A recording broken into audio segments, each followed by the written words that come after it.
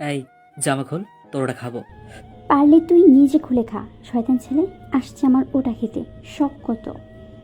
তোকে আমি আজকে ডেট করবো, সব কিছু ব্যথা করবো, তোর সব কিছু আমি খেয়ে ফেলবো। ওই কাছে আসবি না একদম, থাম তুই। আমার শাড়ি খুলছিস কেন? দেখ রিফাত ভাইয়া, কাছে আসবি না, ছাড় আমাকে। চুপ কর তুই। এতদিন তোর সাথে আমি যেটা করিনি, আজ সেটা তো আমি করবই। আমার এটা আরো আগে করা উচিত ছিল। দেখো একদম ভালো হবে না বলে দিলাম। তুই আমার থেকে সর। আর কি করতে চাচ্ছিস তুই? হুম? তোর সাথে আজকে ডেট করবো, তোকে বোঝাবো আজকে আমি কি করতে পারি। তোর জন্য আমার বারবার ব্রেকআপ হয়, তোর জন্য আমি একটা শান্তিমতো রিলেশন করতে পারি না। আহ, হাত কোথায় দিচ্ছিস তুই? ব্যথা পাবো তো এভাবে ধরলে। আস্তে। মা, ছাড় আমাকে। আমি আর তোর রিলেশনে ব্রেকআপ করবো না। ছাড় বলছি। আমাকে যেতে দে, সুসুই লাগছে। একদমই চাচ্ছি না। আজ তোকে কোনো ছাড়াছাড়ি নেই। তোর জন্য শান্তিমতো আগে কোনো রিলেশন করতে পারি না আমি। ব্রেকআপ করিয়ে দিস, তোর সাথে আজ সব করবো। আমি তো বললাম আমি আর কিছু করব না, তুই ইচ্ছে মতো প্রেম করে বেড়াস। আমার ওনা দে। আমার উপর থেকে হাত সরা বলছি। আমাকে রুম থেকে যেতে দে রিফাত ভাইয়া। এত কথা আজ শোনার মনে নেই। আমি আজ তোর সাথে রুম ডেট করবো। আমার রাগ উঠে গেছে, সবসময় তুই এমন করিস। আয়, আরো কাছে আয়। রিফাত কথাটা বলে আর দেরি করে না, সিমির দিকে আরও এগিয়ে যায়। সিমির ওড়নাটা খুলে নিল রিফাত। তারপরে সিমিকে জড়িয়ে ধরে সিমির কোমরে একটা আলতো খামচি দেয় সে। সিমির ঠোঁট জোড়ার দিকে নিজের ঠোঁট এগিয়ে এনে কিস করতে শুরু করে রিফাত। সিমি রিফাতকে নিজের থেকে সরানোর চেষ্টা করে। একজন ছেলের কাছে একজন মেয়ের শক্তি যেন কিছুই না। মেয়ে যতই জোর দেখাক, কোনো ছেলের সাথে এই মুহূর্তে কোনো দিক থেকে বিবেচনা করে ছেলেটার কাছে মেয়েটা খুবই দুর্বল। রিফাত থামে না। সিমি রিফাতের বুকে কিল ঘুষি মারতে থাকে। রিফাত তার নিজের কাজ শুরু করে দিয়েছে। সিমির বিভিন্ন স্পর্শকাতর জায়গাতে হাত বোলাতে থাকে। উফ, ভাইয়া ছাড়ো না প্লিজ। কেউ এসে পড়লে কি হবে বলো তো? এমন করছো কেন তুমি? আমি তো বললামই তোমার সাথে আমি আর কিছু করব না। আস্তে চাপ দাও। এভাবে ব্যথা দিচ্ছ কেন? আমার এখন নেশা চেপেছে, আমি থামবো না। তুই যত বারণ করবি ততই যেন নেশার মধ্যে ডুবে যাচ্ছি। আমি এবার তোর সব কিছু খাবো। তোর বারণগুলো শুনতে অনেক ভালো লাগছে। আরো বাধা দে আমাকে। আহ, আস্তে ভাইয়া। এভাবে ধরে চাপ দিয়ে কেউ কামড় দেয়? আহ, উফ, আমার তো লাগছে। নরম জায়গাতে এরকম করে কামড় দিচ্ছিস কেন? ব্যথা পাচ্ছি আমি, ছাড় তো। আমি আর তোর রিলেশনে ব্রেকআপ করাবো না। আমি আজ থামছি না শোনা। তোর কত রস সব আমি দেখে ছাড়বো। তোর শরীরে কোথাও বাঁধতে পারা, যেখানেই আমার কামড় হবে সেখানেই কামড়ে দেবো। এরপর বুঝবি বারণ করার পর কথা না শুনলে কেমন শাস্তি পেতে হয়। বারবার বারণ করতাম আমার পেছনে লাগিস না, শুনিসনি তো কথা। এখন কেমন লাগে? ভাইয়া, এবার তো ছাড়। আমাকে কি তুই মেরে ফেলবি? আমার কেমন যেন হচ্ছে। শয়তান, সব কিছু আমার ব্যথা করে দিয়েছিস, সর তুই। এবার তো আসল কাজটা বাকি, তারপর তোকে ছেড়ে দেবো। চুপচাপ থাকবি, বেশি চিৎকার করবি না। কি কি করবি তুই? দেখ, ভালো হবে না বলে দিলাম। তুই কিন্তু জোর করছিস। আস্তে। কি শক্ত রে বাবা, আমার ফেটে গেছে। আমাকে তুই কি করলি রে? এবার থাম, আমাকে ছাড়। আর একটু অপেক্ষা কর, তারপর ছেড়ে দেবো। ওতে যেতেছিলাম তো, বেশি সময় লাগবে না, দ্রুতই হয়ে যাবে। আহ, উফ, লাগছে, ছাড় বলছি। না হলে আমি মরিয়ে যাব। এটা করলে কেউ মরে না গাধি। আর তুই তো অনেক সুন্দরী, সেক্সি, তুই কেন বলবি? এই তো হয়ে গেছে, আর একটু নে, শেষ। আজ রিফাতের কি হলো রিফাত নিজেও জানে না। তবে সিমির ওপর প্রচণ্ড রাগ হয়েছিল রিফাতের, কারণ আজকে রিফাতের 1 মাস 8 দিনের রিলেশনশিপে ব্রেকআপ হয়ে গেছে। মেয়েটার নাম ছিল নীরা। নীরা মেয়েটা নিজেই ব্রেকআপ করেছে রিফাতের সাথে। রিফাতের এটা নিয়ে খুব রাগ হয়েছিল। আর এই ব্রেকআপের পিছনে হাত সিমির। বলা চলে রিফাতের এই ব্রেকআপের সম্পূর্ণ ক্রেডিট সিমি। সিমি আর তার বান্ধবী মিলে রিফাতের ব্রেকআপ করিয়ে দিয়েছে। আজকে রিফাতের উপরে প্রতিশোধ নিতে পারায় খুব খুশি লাগছে সিমির। খুশিতে সিমি নিজেই তার বান্ধবী আয়শাকে একটা আইসক্রিম ট্রিট দিয়েছে। ওদের পাশে রিফাতও ছিল, কিন্তু বেচারা ব্রেকআপের কষ্ট কিছুই বলতে পারছিল না। সিমি অবশ্য মানবতার খাতিরে রিফাতকে বলেছিল, ওই রিফাইটটা, আইসক্রিম খাবি? বাড়িতে চল, কে কি খাই সেটা তোকে বোঝাবো। আহারে বাবুটা, লাগ করেছে। আসো, তোমার আইসক্রিম কিনে দেই। বললাম না বাসা চল, এরপর বুঝবি। মজা নিচ্ছিস এখন নে। সিমি আরও খ্যাপাতে থাকে রিফাতকে। সিমি নিজের জন্য 2টা আইসক্রিম নিয়েছে। রিফাত ড্যাব ড্যাব করে সিমির দিকে তাকিয়েছিল। তাতে অবশ্য সিমির কি, ডোন্ট কেয়ার ভাব নিয়ে বেশ তোষামুদেই থাকে সিমি। সিমি আর রিফাত হলো চাচাতো ভাই বোন। দুজনে একই বাড়িতে থাকে। সবসময় দুজন দুজনকে পচায়, দুজনে একে অপরকে খ্যাপায়। দুষ্টুমি, খুনসুটি, ঝগড়াতে সবসময় দুটো লেগেই থাকে। কেউ কারোর ভালো দেখতে পারে না, পিছনে লাগবে। যেমন সিমি আজকে লেগেছে রিফাতের পিছনে। রিফাতের ব্রেকআপ করিয়েছে সিমি, এটা সিমির প্রতিশোধ। রিফাতের প্রতি সিমির প্রতিশোধ নেওয়ার কারণ ছিল, সেটা হলো সিমি তার নিজের জন্য টাকা জমিয়েছিল, আর সিমি সেই কষ্টের জমানো টাকা রিফাত সুযোগ বুঝে চুরি করে।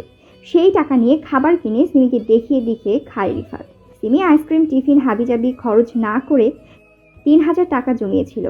এই টাকা দিয়ে সে একটা কিউট জামা কিনতে চেয়েছিল। সব টাকা জমানোর পর ড্রেস কিনতে যাওয়ার সময় টাকা নিতে আসলে সিমি দেখে তার ব্যাগে একটা টাকাও নেই। রিফাতকে চেপে ধরতেই বলে, তোকে যে সেদিন ফুচকা আইসক্রিম খাওয়ালাম, তুই যে আমাকে ধন্যবাদ দিলি, সেটা মনে আছে? হ্যাঁ আছে, তুই নিজ থেকে ডেকে নিয়ে আমাকে খাইয়েছিলি, যা ইতিহাসে প্রথমবার। কি খাতির করে খাইয়েছিলি? আমি তোরে বাস দেওয়ার জন্য ফ্রিজেও তো খেয়েছিলাম।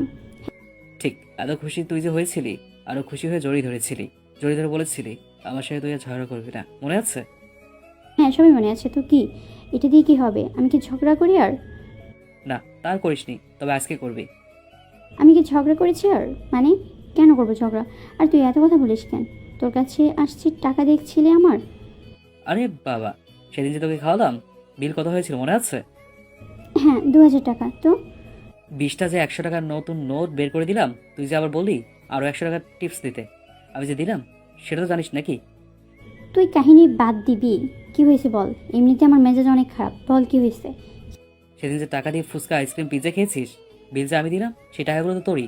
তোর ব্যাগ থেকে ঝেড়ে দিয়ে তোকেই খাইয়েছিলাম। কেমন ছিল খাবারটা? টেস্ট না? সেই স্বাদ, তাই না? কি তার মানে তুই আমার টাকা চুরি করছিলি? সেজন্য বলি সেদিন বিল দিতে তোর একটু হাত কাঁপলো না কেন? কুত্তা বিলাই আমার টাকা দিয়ে বলছি। পালে টাকা নিয়ে দেখা, কেমন পারিস? আয়, তোর টাকা দিস না। শোনা গো, আমার খুব কষ্ট হচ্ছে, বলো। রিফাত কথাগুলো বলে দৌড়ে চলে যায়। সিমি চিৎকার দিয়ে বকাঝকা গালি দিতে থাকে রিফাতের উপর। রিফাত আর কি, সে কারোর কথা শুনবে নাকি? সেজন্য সিমির খুব রাগ হয়। কিভাবে রিফাতকে বাস দেওয়া যায় সেই চিন্তাতে সিমি ঘুমাতে পারে না। সেই জন্য সিদ্ধান্ত নেয় রিফাতের ব্রেকআপ করাবে। যদিও সিমি রিফাতকে পছন্দ করত, কিন্তু এখন বলতে পারে না। রিফাত সিমির জামা তো কিনে দিলই না, উল্টো সিমির টাকা চুরি করে তাকেই খাইয়েছে। আবার নাদিরা মানে সেই টাকা দিয়ে আবার তার জিএফকে গিফটও দিয়েছে। তাই রাগে রিফাতের ব্রেকআপ করিয়ে দিয়েছে সিমি। রিফাতের কোনো ফোন থেকে তার জিএফকে কল দেয় সিমি। সিমি বলে সে নাকি রিফাতের গফ, রিফাতের বাচ্চা নাকি তার পেটে, তারা গোপনে বিয়েও করেছে। রিফাতকে যেন আপনি বিরক্ত না করেন।